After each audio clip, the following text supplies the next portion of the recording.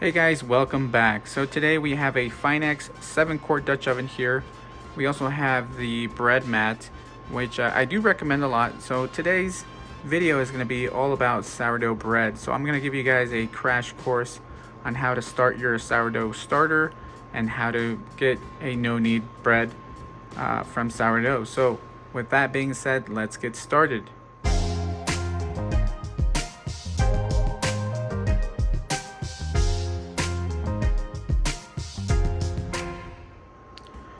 Alright guys, so we have a couple of items here. You can see we have a scale. We also have a sourdough bread kit. We have my sourdough starter. We also have the bread mat, and this is a silicone mat to help you bake bread. But let's talk about the starter first. So in order for you to start baking bread and sourdough bread, you need a starter, and a starter is basically just flour and water that's been fermented, and that process takes about 7 days. So you're going to start off with 100% of flour and 100% of water. What I mean by 100% is let's just say you want to do 100 grams of flour, so you can do 50 grams of bread flour, you can do 50 grams of whole wheat, and you can do 100 grams of water. That's going to start off your starter. So it's a 1-to-1 ratio. And this is going to happen for 7 days. So you're going to notice that it's not going to do very much in the beginning, the first 3 days, but you should be getting some kind of rise. As you can see, this is my level that it was at when I first fed my starter. As you can see, it's starting to rise. This has been in the refrigerator for a night. So if I leave it out, it would go all the way to the top. Right now I just took it out of the refrigerator, so yes, mine will rise quite a bit, but you will see that in the 3rd to 4th day. So that is how you get a starter going. After that, how do you maintain the starter? You use your starter, and you're going to have at least 100 grams left over. So then you continue the 1-to-1 to 1. So it'd be 100 grams of starter, 100 grams of flour, and 100 grams of water, and you continue this process, and that's how you maintain your starter for the remainder of the time. But with that, that's how you get a starter going, and you're going to feed this at least once a week, and you keep it refrigerated so that way it doesn't spoil, or it doesn't go bad, or it doesn't die. Because it is a living organism, it can die in a sense. So with that being said, that's how you get a starter going.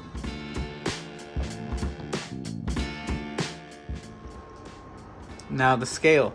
I mentioned grams. That's what we like to use. I like to measure everything in grams. So as I said, you're going to use that a lot.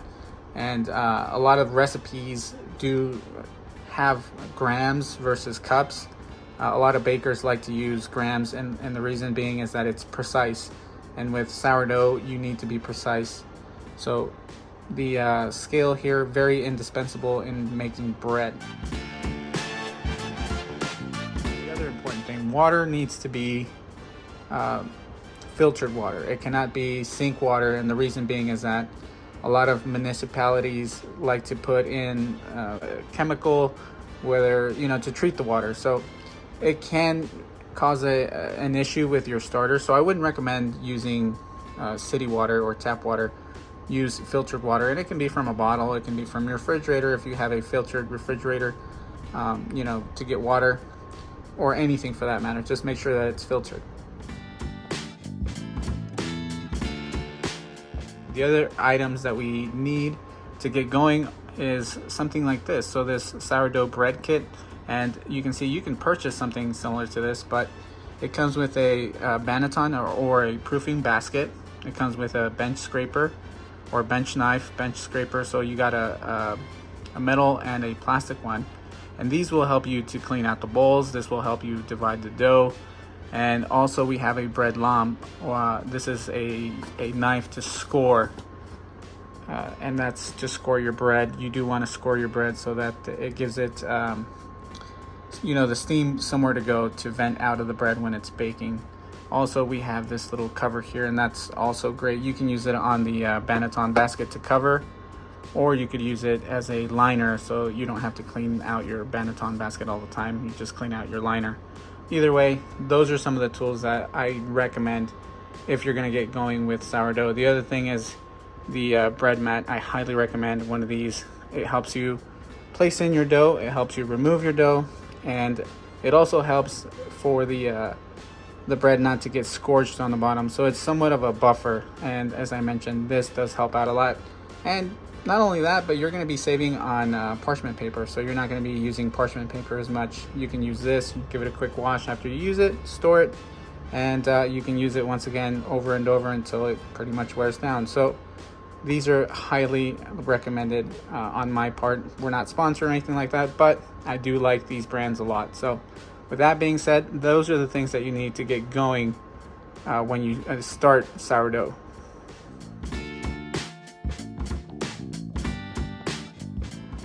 Okay guys, so we're gonna start today by measuring out or weighing out the ingredients. Right now we have 235 grams of water, and I am using grams just so you guys know. Oh, before I forget, the other tool that you're gonna need is I recommend a dough whisk, and I'll show you guys in a minute. But these dough whisks, they are very indispensable in mixing up your dough. So with that being said, I also recommend, very inexpensive. You can find all these things on Amazon, but let's continue. Now, the other important thing about bread is, and I'm not sponsored by King Arthur, but I do like using King Arthur a lot. So we need a high protein bread flour, and that is to give the bread some strength, some chew. And here you can tell the percentage. Here we have 12.7% protein content. So we need something higher than the general or all-purpose flour. So make sure that you guys get bread flour, and not, you can still use standard flour, but I do recommend that you use bread flour just because of the higher protein content in the flour. So we're gonna use this today. We're gonna weigh in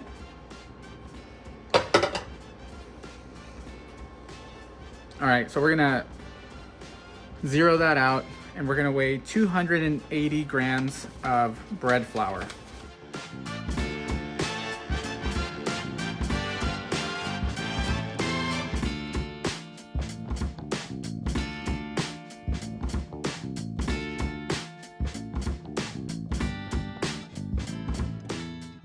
The other thing is that even if you go over just a tiny tad, you can remove some, or you could leave it as is, but we're just gonna remove a tiny tad to make it even 280.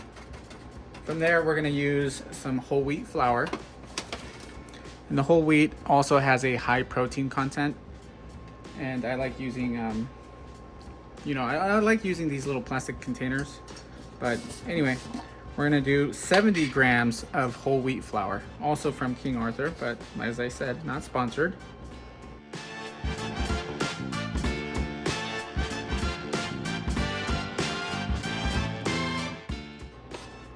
We went over a tiny tad on this one, 1 gram, not a big deal. After that, we're gonna put in 7 grams of salt. I do recommend that you use sea salt, and I prefer kosher salt, so it can be also table salt, but table salt is saltier, so I would use less grams if you're going to be using table salt. I would say knock it down maybe 2 grams, so instead of 7 grams, we'll use 5 if you're using table salt.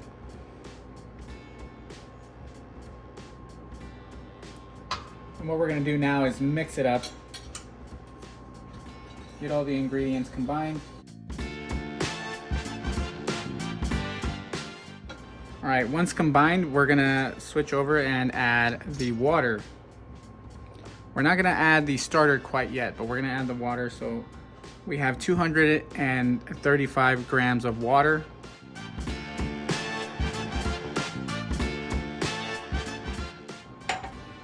And what I like to do is use this dough whisk, but it's somewhat of an autolyse, where we're gonna mix all the ingredients together, let them set for about 30 minutes before we add the starter. The reason being is that the flour takes some time to absorb that water. So if you add it now, it's gonna be, not that there's gonna be an issue. You can add it now, the starter. You can add the starter now, but I prefer letting the flour absorb and all come together. All the water, the salt, and the flour come together, and then we can add the starter. So that's what we're gonna do today.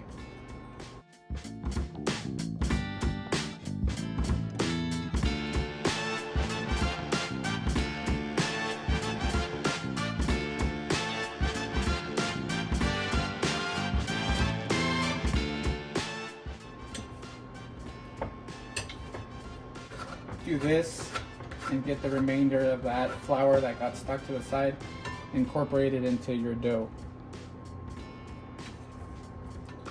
And just move it around, get everything cleaned up, and incorporate it into this dough.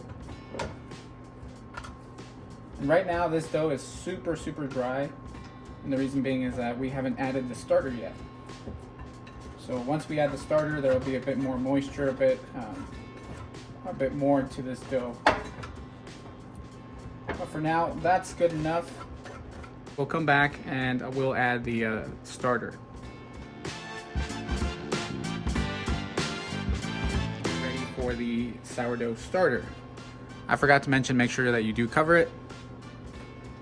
All right, so what we're gonna do is set it on the scale, turn it on, and we're gonna add the 70 grams of starter. And we're gonna need ripe starter. And if you can tell, this one is domed on the top. So that's what ripe starter is after you feed it, you let it grow. About 8 hours into it, you'll see it being domed. That's when it's ready to be used. So we're gonna add 70 grams of this starter.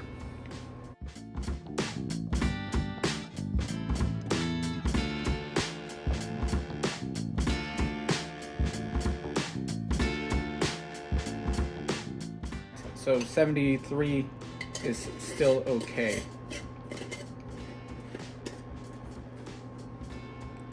After you do this, since I just fed this one, we're gonna stick it in the refrigerator for about a day or so, and then we'll feed it again and let it set for about a week until I use it once again, or until I wanna use it again. So we're gonna place this back into the refrigerator. All right, so what we're gonna do now is get our hand a bit wet, and I do recommend that if you're gonna work with this kind of dough, I do recommend that you wet your hands so that it doesn't completely stick to your hands. So here we are. What we're gonna do is kind of just mash it in there.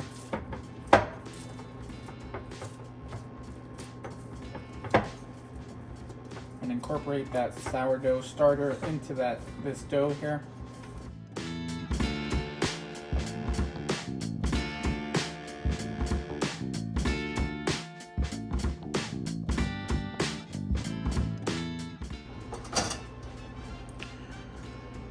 So we can use our bench scraper to kind of get things in there, incorporated.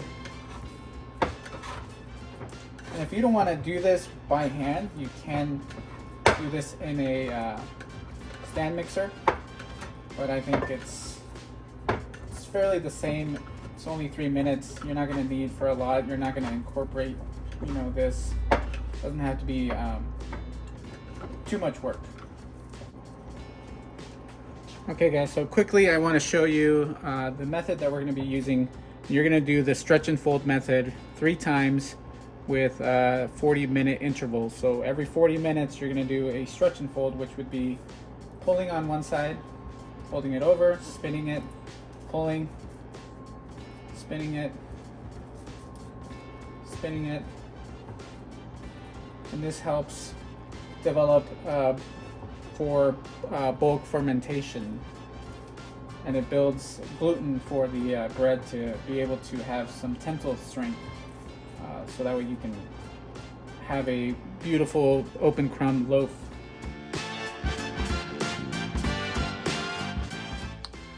All right, so the stretch and fold, we're gonna get our hands wet once again. What we're gonna do is just grab from one side and tuck it over. Turn, grab from one side and tuck it over. We're going to stretch as much as we can and then tuck it over. Same thing here, and then tuck it over. So what we're going to do now is we're going to let this set for another 40 minutes. We're going to do another stretch and fold, and after that there will be one more stretch and fold set. From there we'll let it bulk ferment out here in the counter for about 5 to, well, depending, but 4 to 5 hours bulk ferment. We're going to put it in a banneton after that, or I'm sorry, pre-shape banneton, and then into the refrigerator.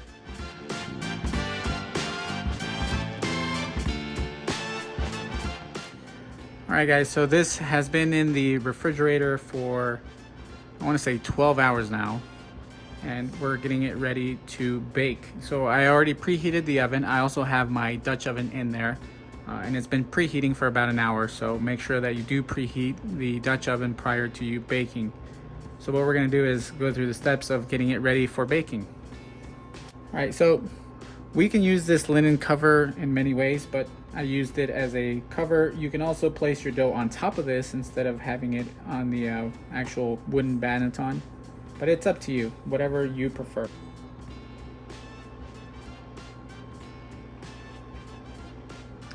What I also recommend is that you place this as it is and you get something else to flip it. And for that, I like using this little piece here, this little piece of cutting board. We're gonna use that. And what we're gonna do is just flip, and hopefully it does come loose.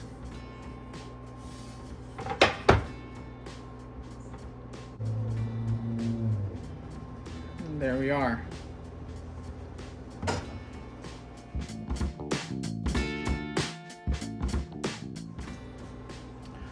Okay, now what we're gonna do is cut into it or score it, and you want to do it at a 45-degree angle. So we're gonna go here.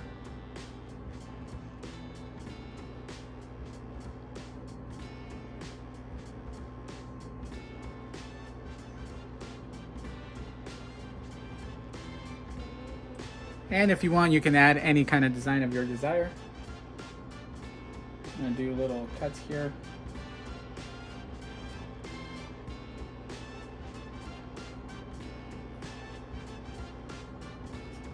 All right, I think that's good enough.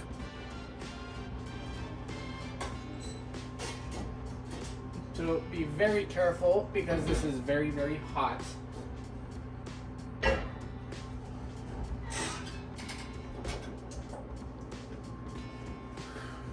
All right, what we're gonna do now is place it into the Dutch oven, and this is why I like using this little mat here. It makes things a lot easier. And then from here, you have the option to spray it with this bottle like this. I'm not gonna spray mine, but you can, and that's to produce some steam in there. Actually, I might spray it so you guys can see. So I'll spray a little bit of water in there, and we'll shut the lid. That way you guys can see the effects.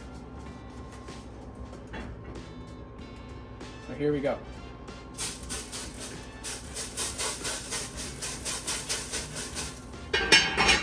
Now we got some steam building up in there, which is gonna help with the rise and also the crust. In the oven for 30 minutes covered. We're gonna pull it out and let it go for another 10 minutes uncovered.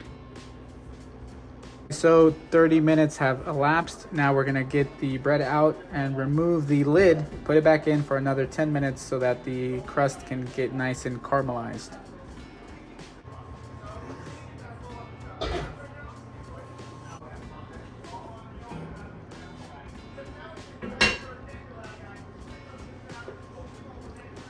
Going back into the oven for 10 minutes.